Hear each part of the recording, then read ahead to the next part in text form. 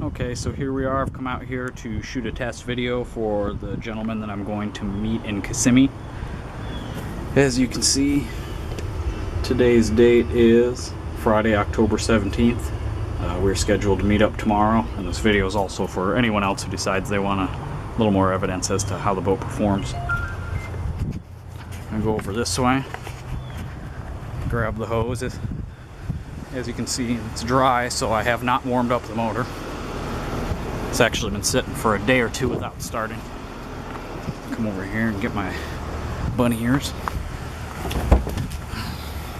which of course are stuck on everything imaginable, predictably so. My life of calamity.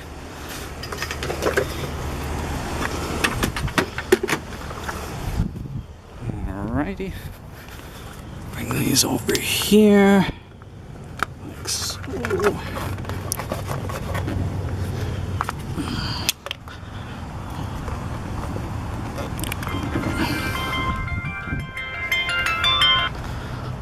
Getting calls while I'm doing these things. Let's go ahead and hit the water.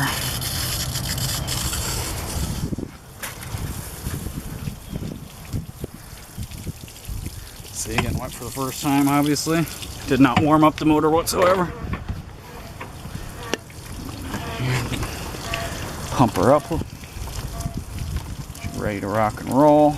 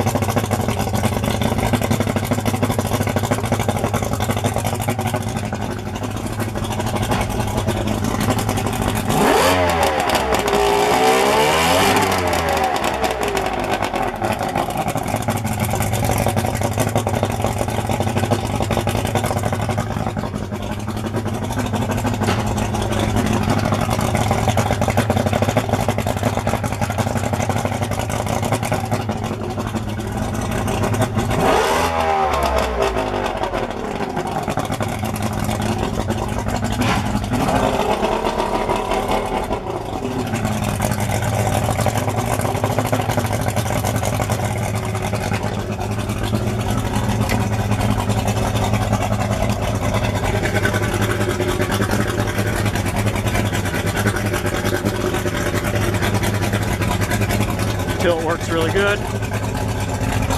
Neutral works. Free shifting without gear. Back in gear. Forward. Reverse. And neutral. Still being strong. Motor looks good. It's got a few scuffs. A little bit of paint missing here and there. It is almost 13 years old after all. We'll walk through the boat here before my battery dies. Marine radio. Stereo's up here, double contained. Face is off right now for safety reasons. Kicker speakers. Stainless fold down cup holders. Same cup holder and speaker on the other side. Minn Kota battery tender, automatic. 2 brand new Schedule 27 batteries, literally a month old. The connection port for the charger, easy plug in and walk away. Front fish box, about 4 feet wide, about 5 feet wide inside. A little underhang on each side. Drain right there. It's insulated from the inside with foam. This is the miscellaneous storage area. It's got insulation around it as well if you want to use it for a cooler or something. We used to use it for storage. It's the anchor locker up front. Okay, obviously for anchors, derpity derp. Still run like a beast down here, obviously, no problem.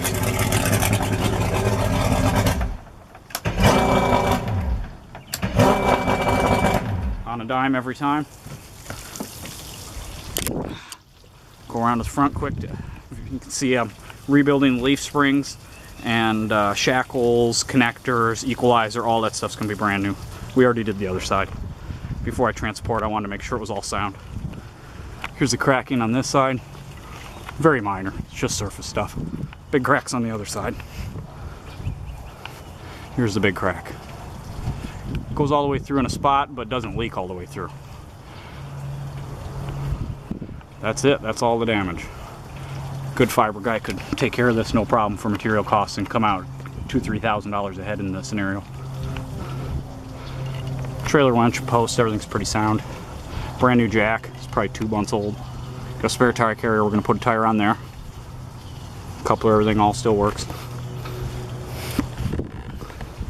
Cleats, fresh lights. It's got the lighting underneath of the T-top. Make really good white rigging lights. They blow up the whole deck with white light. The laser LEDs are hidden inside the interior everywhere. I'd point them out, but they're hard to find. You can see one back here that illuminates the motor. That one there is for the purpose of lighting up the motor itself, so the motor not only rides on light, it is lit up. So the whole thing's red, which is kind of not the norm. These red diode, high-powered, high-performance LEDs are really expensive and hard to find. It's like a 30-foot print of light behind the boat at all times. Stainless ladder. Motor comes with a stainless prop in perfect condition. That's about it. T-top's still in great shape. A little bit of oxidation, which is completely normal. A little elbow grease and a cloth buffer. Some aluminum polish, you'd have this baby looking like brand new again. Most of the rod holders are good, few bad ones. Can be expected for a boat in this price, this year. Rails all in good shape all the way around. There's the damage one more time. Comes with the 2 captain seats, one fully intact, the other one the wood broke on the bottom of it, which is an easy fix, unless you got a leaning post or something else you'd like to put in here. It's just part of the accident, the seat just came off, it's just the mounting board. The seat's fine, the post is fine, just the board. Cable steering, everything's tight and works well. You can actually, I can actually steer this 225 with just my hand, which is pretty crazy because it's a 600-pound motor. And it steers just that easily, like nothing. Completely turn that 500-pound motor like it's nothing. Everything works really well. Tilt works back here as well.